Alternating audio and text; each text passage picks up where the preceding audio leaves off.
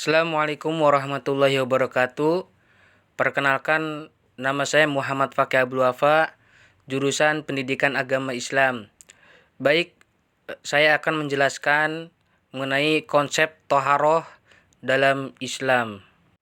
Apa yang dimaksud toharoh? Dikutip dari buku Sholatul Mu'min oleh Dr. Said secara bahasa, toharoh berarti membersihkan diri dari berbagai kotoran, baik yang hisiah kasat mata maupun yang maknawiyah tidak kasat mata.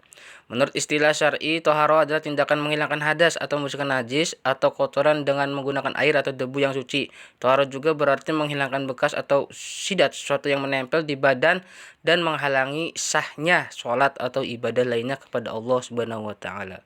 Selanjutnya, kesucian fisik tercapai dengan membersihkan diri dari kotoran dan najis, sedangkan kesucian spiritual tercapai dengan membersihkan hati dan jiwa dari segala sifat tercela dan dosa. Perintah mengenai bersuci dijelaskan dalam Al-Quran surat Al-Maidah ayat 6. Allah Subhanahu wa Ta'ala berfirman, Bismillahirrahmanirrahim.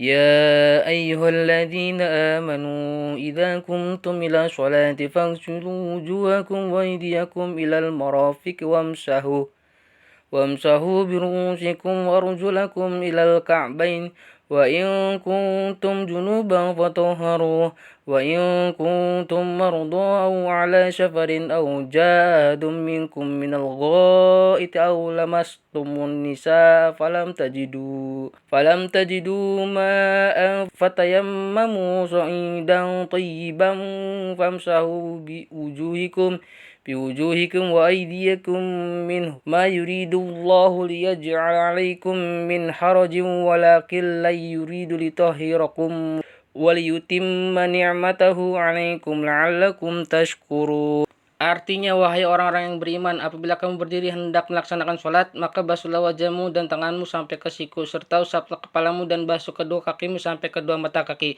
Jika kamu dalam keadaan junub, mandilah. Jika kamu sakit dalam perjalanan, kembali dari tempat buang air kakus atau menyentuh perempuan lalu tidak memperoleh air, bertayamumlah dengan debu yang baik suci. Usaplah wajahmu dan tanganmu dengan debu itu. Allah tidak ingin menjadikan bagimu sedikit pun kesulitan, tetapi Dia hendak membersihkan kamu dan menyempurnakan nikmatnya bagimu agar kamu bersyukur.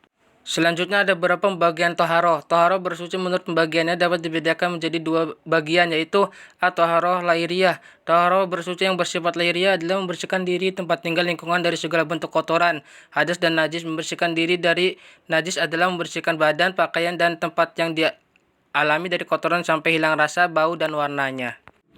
Selanjutnya, toharoh batiniah. Toharoh bersuci batiniah adalah membersihkan jiwa dari kotoran batin berupa dosa dan perbuatan maksiat seperti iri, dengki, takabur, dan sombong. Cara membersihkannya dengan taubatan nasuha, taubat yang sungguh-sungguh, yaitu memohon ampun kepada Allah Subhanahu wa Ta'ala dan berjanji tidak akan mengulangi kembali perbuatan tersebut.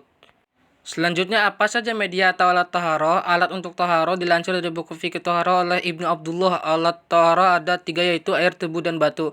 Berikut ini penjelasannya. Air. Air merupakan alat toharoh yang paling utama dan wajib digunakan dalam berbagai macam cara bersuci seperti wudhu dan mandi junub. Air yang digunakan untuk toharoh haruslah air suci dan mensucikan, yaitu air yang memenuhi syarat-syarat tertentu seperti suci, bebas dari najis, mensucikan, mampu menghilangkan najis dan kotoran, mengalir. Jika air tersebut berasal dari wadah, maka air tersebut harus mengalir. Mencukupi. Air yang digunakan haruslah cukup untuk membasuh seluruh anggota tubuh yang wajib dibasuh.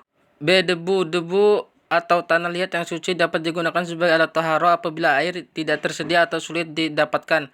Tayamum dilakukan dengan menggunakan debu atau tanah liat yang suci untuk mengusap wajah, kedua tangan, sampai ke siku dan kedua telapak kaki. C. Batu. Batu merupakan benda yang dapat menyerap kotoran. Dalam hal ini, batu bisa dijadikan alat untuk menghilangkan najis seperti istinja. Selanjutnya, apa manfaat dari toharoh? Toharoh merupakan bagian integral dari ajaran Islam yang menekankan pentingnya kebersihan sebagai wujud ketaatan kepada Allah serta cerminan kesucian hati seorang muslim. Di antaranya sebagai berikut. 1. Menjaga kebersihan fisik dan kesehatan. 2. Meningkatkan kedekatan dengan Allah dan mendatangkan keberkahan. 3. Melatih kedisiplinan serta menjaga kehormatan dan martabat diri.